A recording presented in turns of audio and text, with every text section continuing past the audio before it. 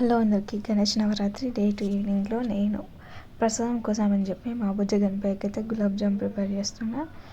అందుకోసం నేను ఇక్కడ ఇన్స్టాంట్ గులాబ్ జామ్ పౌడర్ మిక్స్ని అయితే తీసుకున్నా.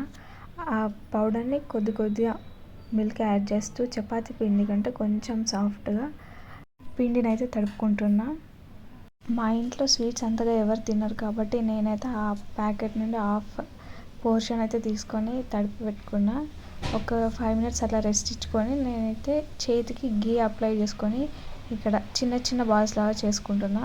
చిన్నగానే చేసుకుంటున్నా ఎందుకంటే అవి ఫ్రై చేసి మళ్ళీ పాకంలో వేసాక సైజ్ కొంచెం పెద్దగా అవుతుంది కాబట్టి చిన్నగానే చేసుకుంటున్నా.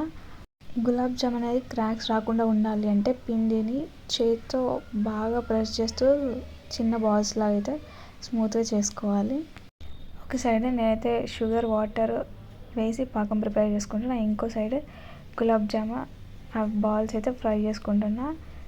ఒక్కటి కూడా క్రాక్ రాలేదు అసలు. దేవుడి ప్రసాదం కోసం కాబట్టి ఆటోమేటిక్గా అన్నీ పర్ఫెక్ట్గా కుదిరిపోయాయి. టేస్ట్ మాత్రం చాలా బాగున్నాయి.